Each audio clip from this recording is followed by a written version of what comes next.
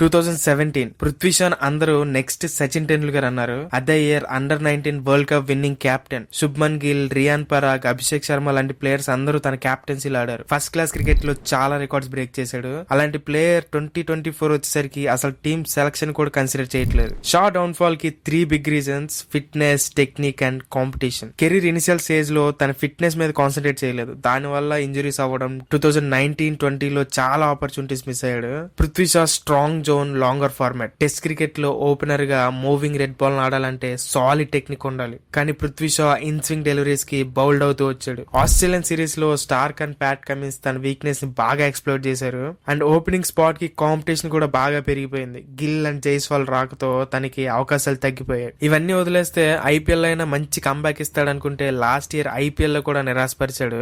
Recent days లో మళ్ళీ domestic cricket లో బాగా పర్ఫార్మ్ చేస్తున్నాడు. Let's see what happens. And